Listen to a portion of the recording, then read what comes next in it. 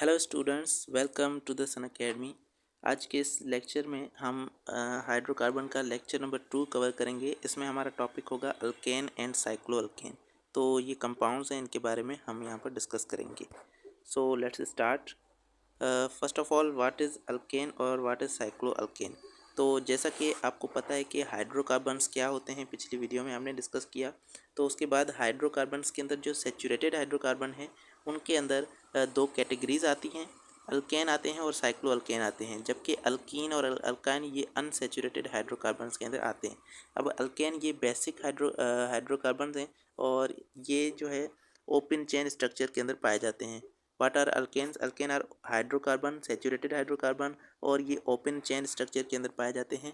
अब इनके एग्जांपल्स में आप जो है वो सबसे पहला एग्जांपल मीथेन का देख सकते हैं, CH4, तो ये अल्केन है। उसके बाद इथेन का आप दे सकते हैं, C2H6, तो ये भी एक तरह का अल्केन है। तो मीथेन, इथेन, उसके बाद प्रोपेन आता है, ब्यूटेन आता है, पेंटेन आता है, हेक्सेन आता है, हेप्टेन आता है। तो ये सारे जितने भी कंपाउंड्स हैं, आप जो है वो कार्बन के नंबर को बढ़ाते जाएंगे और ये अल्केन की सारी फैमिली आपको दिखेगी। ठीक है, तो ये एक तरह की होमोलोगस सीरीज़ है इसकी, जो आप पढ़ते हैं। उसके बाद साइक्लो अल्केन है। साइक्लो अल्केन भी हाइड्रोकार्बन है, सेचूरेटेड इन नेचर, क्योंकि इसके अंदर कोई डबल या ट्रिपल बॉन्ड मौजूद नहीं है। तो ये भी क्या है, ये असेचुरेटेड हाइड्रोकार्बन है। ये क्लोज्ड स्ट्रक्चर के अंदर पाए जाते हैं या एक साइक्लिक रिंग स्ट्रक्चर के अंदर ये पाए जाते हैं। तो ये भी एक तरह के एलिफेटिक के अंदर तो ये सब आ रहे हैं। देखें, एलिफेटिक हैं, ये सारे हाइड्रोकार्बन एलिफेटिक हैं। और एलिफेटिक के अंदर भी हमारी दो कैटेगरीज आ रही हैं, सेचूरेटेड एंड अनसेचूरेटेड। उसमें जो सेचूरेटेड वाले टाइप्स हैं वो हमारे पास ये हैं, और अनसेचूरेटेड को हम बाद में पढ़ेंगे। अब साइक्लोप्रोपेन, साइक्लोब्यूटेन, साइक्लोपेंटेन, साइक्लोहेक्सेन, ये सारे इसके एग्जांपल हैं। साइक्लोप्रोपेन का अगर आप स्ट्रक्चर देखेंगे तो वो एक तरह का ट्रायंगल स्ट्रक्चर होगा।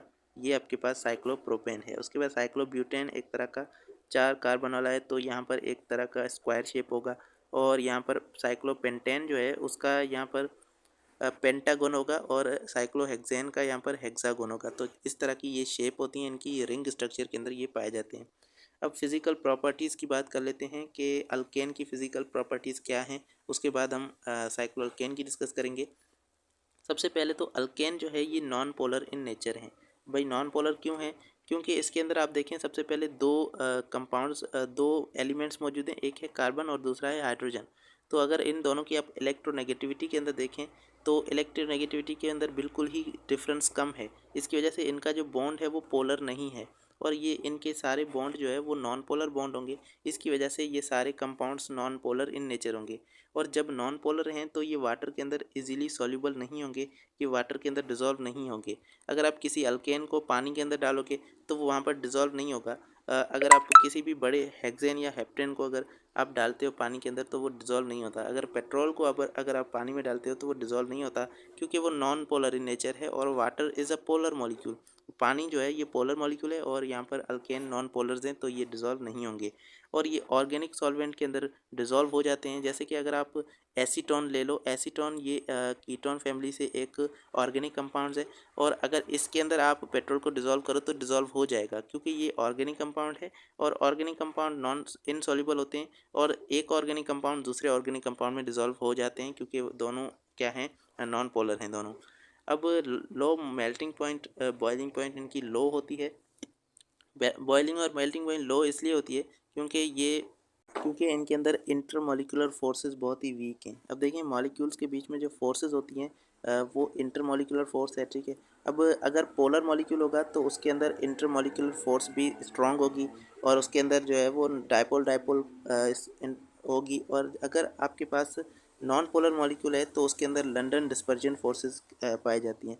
तो अगर लंडन डिस्पर्जन फोर्सेस होंगी इसके अंदर, अल्केन्स के अंदर, तो ये बहुत ही वीक फोर्स होती है, और इसकी वजह से इनकी बॉइलिंग पॉइंट कम होती है। अगर इंटरमॉलिक्यूलर फोर्सेस वीक होंगी तो बॉइलिंग पॉइंट कम होगी।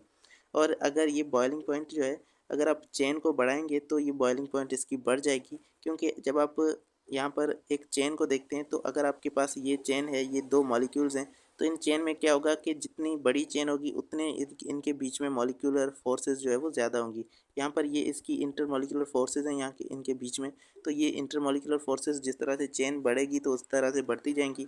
इसीलिए जो बड़े अल्केन्स होंगे, बड़े अल्केन जैसे कि हेक्सेन है, हेप्टेन है, तो उनके अंदर उनकी बॉइलिंग पॉइंट ज़्यादा होगी as compared to the methane और ब्यूटेन। ठीक है, तो इससे उनकी जो बड़ी चेन है उनकी ज़्यादा बॉइलिंग पॉइंट होती है।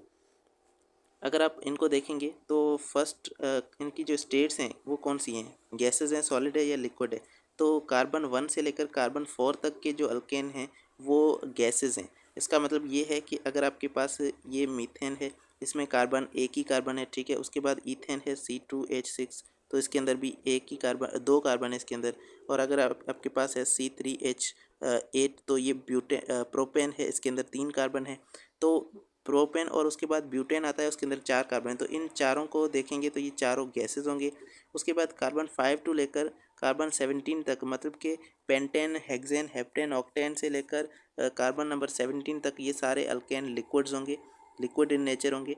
और जो अबव हैं 17 से ज़्यादा कार्बन वाले हैं वो वैक्सी सॉलिड होंगे।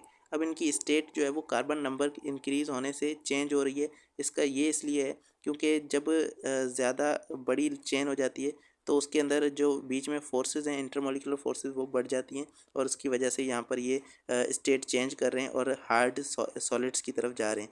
ये भी लेकिन हार्ड सॉलिड नहीं होते बल्कि ये वैक्सी सॉलिड होते हैं, सॉफ्ट सॉलिड्स होते हैं। Higher boiling point straight chain alkane is than branch chain alkane. अब एक ये भी बात है कि बॉइलिंग पॉइंट जो है वो स्ट्रेट चेन और ब्रांच चेन से डिफ़र करती है। अब स्ट्रेट चेन और ब्रांच चेन का मतलब क्या है, अगर आप एक ब्यूटेन को देखते हैं और अगर आप दूसरे ब्यूटेन को देखते हैं, यहाँ पर मैं हाइड्रोजन नहीं लिख रहा हूँ, ठीक है। तो ये आपके पास दूसरा ब्यूटेन है, ये आपके पास दूसरा ब्यूटेन है, ठीक है। तो इसके अंदर भी यहाँ पर देखें कार्बन नंबर सभी के अंदर सेम है, ये 4 कार्बन है, ये भी 4 कार्बन है। लेकिन इसमें जो एक कार्बन है वो एक ब्रांच के अंदर लगा हुआ है, जबकि यहाँ पर ये सारे स्ट्रेट चेन के अंदर है। तो इन दोनों को, इसको हम स्ट्रेट चेन और इसको ब्रांच चेन कहते हैं। बॉइलिंग पॉइंट अब इन दोनों में किसकी ज़्यादा होगी, हैं तो दोनों ब्यूटेन, तो इनमें जो बॉइलिंग पॉइंट है वो इसकी ज़्यादा होगी, स्ट्रेट चेन वाले की बॉइलिंग पॉइंट ज़्यादा होती है। अब ये क्यों होता है, ये इसलिए होता है क्योंकि इनके अंदर स्ट्रेट चेन वाले के अंदर जो बॉइलिंग जो इंटरमॉलिक्यूलर फोर्सेस है वो बढ़ जाती हैं। तो इसमें यहाँ पर देखें इंटरमॉलिक्यूलर फोर्सेस इस तरह से ज़्यादा होंगी, जबकि यहाँ पर जो कंपाउंड होगा दूसरा उनमें इंटरमॉलिक्यूलर फोर्सेस कम होंगी, ठीक है। तो इसलिए यहाँ पर इंटरमॉलिक्यूलर फोर्सेस ज़्यादा होने की वजह से जो स्ट्रेट चेन अल्केन है उनकी ज़्यादा होती है boiling point as compared to branch chain.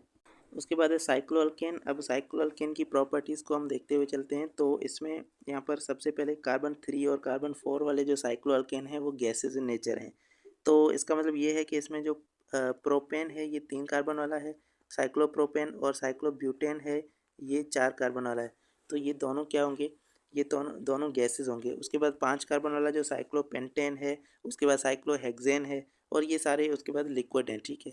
तो जब इनकी हम बॉइलिंग पॉइंट कंपेयर करते हैं स्ट्रेट चेन अल्केन से, अल्केन और साइक्लोअल्केन की अगर हम बॉइलिंग पॉइंट को कंपेयर करें तो ये आपके पास साइक्लोप्रोपेन है और ये आपके पास है सिंपल प्रोपेन। ये आपके पास प्रोपेन है और ये साइक्लोप्रोपेन है। अब मुझे बताएं कि इनमें दोनों में किन की बॉइलिंग पॉइंट ज़्यादा होगी, क्या अल्केन की बॉइलिंग पॉइंट ज़्यादा होती है, क्या साइक्लोअल्केन की बॉइलिंग पॉइंट ज़्यादा होती है। तो इसका आंसर है कि अल्केन की बॉइलिंग पॉइंट ज़्यादा होती है और साइक्लोअल्केन की बॉइलिंग पॉइंट कम होती है। अब ऐसा क्यों है, ऐसा इसलिए है क्योंकि साइक्लोअल्केन जो है ये अनस्टेबल होते हैं, ये अल्केन से थोड़ा सा अनस्टेबल होते हैं इनके रिंग स्ट्रैंड की वजह से। अब रिंग स्ट्रैंड क्या होता है कि इनके अंदर आप देखें कि कार्बन जो है वो इस तरह से अरेंज है, एक ऐसी अरेंजमेंट है कार्बन की जिसमें वो कार्बन अपनी एंगल से सेटिस्फाई नहीं है। इनके अंदर जो बॉन्ड एंगल बन रही है वो जो अल्केन की है वो नॉर्मल बॉन्ड एंगल है, जबकि इनकी बॉन्ड एंगल ये 60 बनी हुई है। तो बॉन्ड एंगल बहुत ही कम है as compared to alkane. Alkane की बॉन्ड एंगल जो है वो 90 तक होती है। तो इस तरह से 109 तक होती है। तो इस तरह से अगर इनकी बॉइलिंग पॉइंट कम है तो इसकी वजह से ये अनस्टेबल हो जाएंगे, और अगर अनस्टेबल हैं तो इसकी वजह से इनकी बॉइलिंग पॉइंट कम होगी और इजीली ये एवापोरेट हो जाएंगे, इजीली गैस में कन्वर्ट हो जाएंगे। तो इसीलिए साइक्लोअल्केन की बॉइलिंग पॉइंट कम होती है और अल्केन की बॉइलिंग पॉइंट ज़्यादा होती है, ये आपने याद रखना है, ठीक है। तो उसके बाद स्ट्रक्चर ऑफ अल्केन। तो अल्केन का अब हम स्ट्रक्चर देखेंगे। सबसे पहले ओपन चेन स्ट्रक्चर जो कि सैचुरेटेड हाइड्रोकार्बन हैं, तो इनका हम ओपन चेन स्ट्रक्चर देखेंगे। यहाँ पर एक एग्जांपल हम ले रहे हैं इथेन का, C2H6। इथेन जो है ये सेकंड मेंबर है अब अल्केन फैमिली, तो इसका जो स्ट्रक्चर है उसको हम समझेंगे यहाँ पर।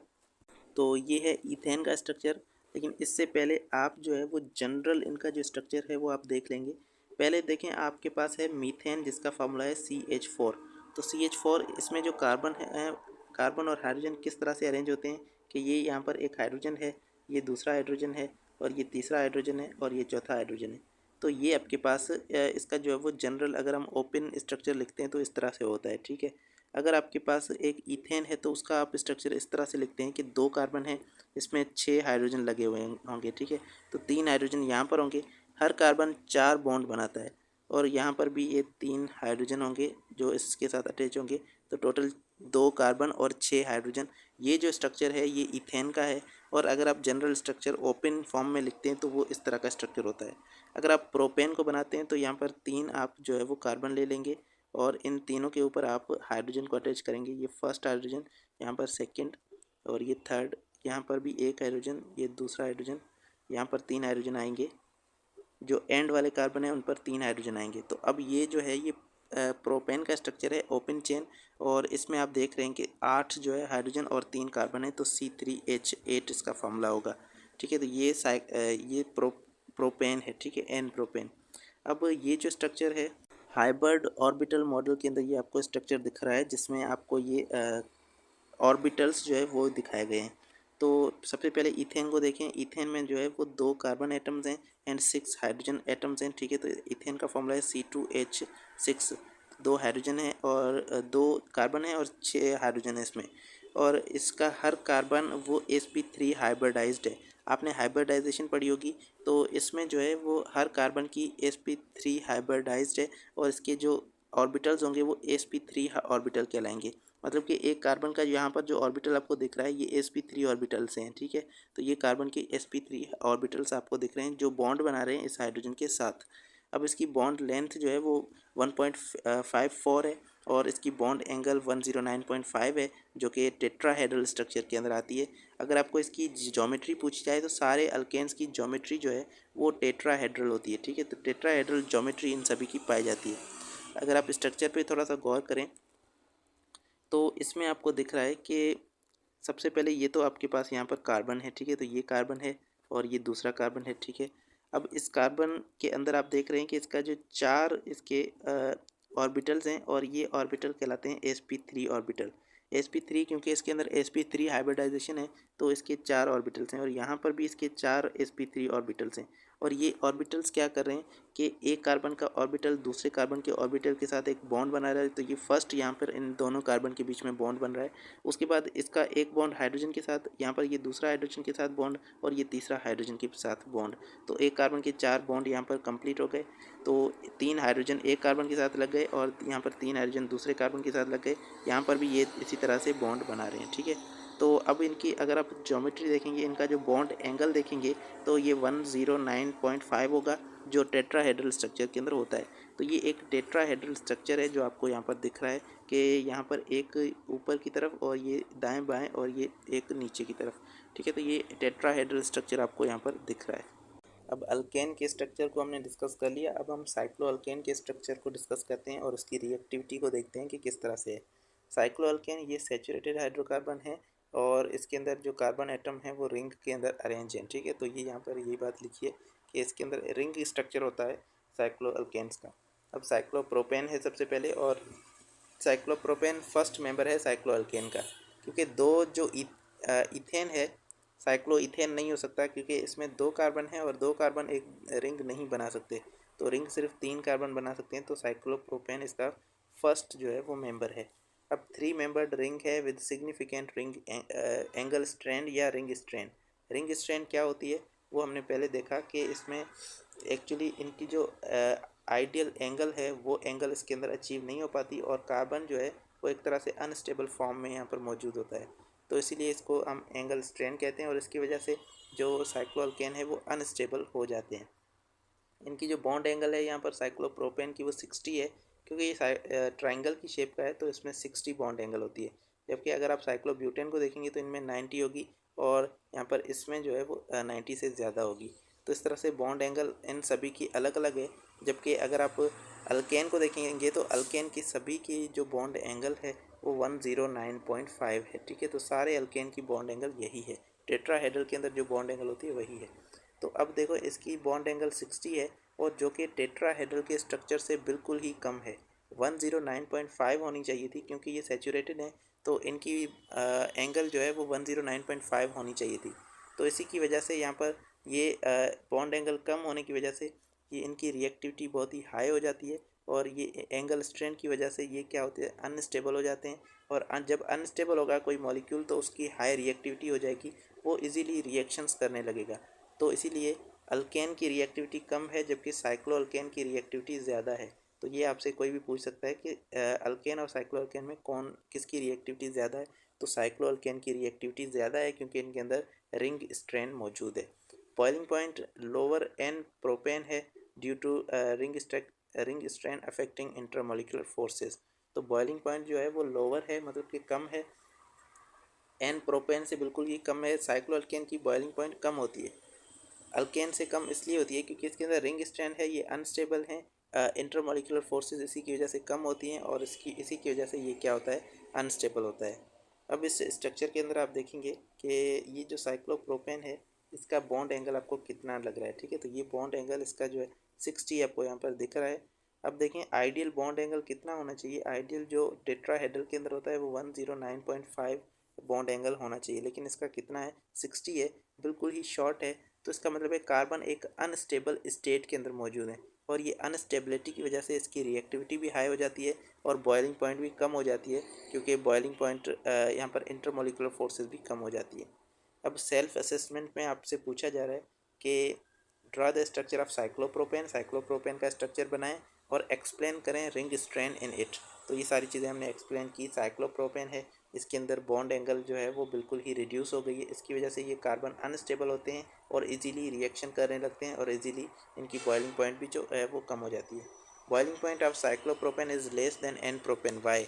तो ये इसका भी आंसर यही है कि बॉइलिंग पॉइंट जो है वो साइक्लोप्रोपेन की इसलिए कम है क्योंकि ये अनस्टेबल है रिंग स्ट्रेन की वजह से।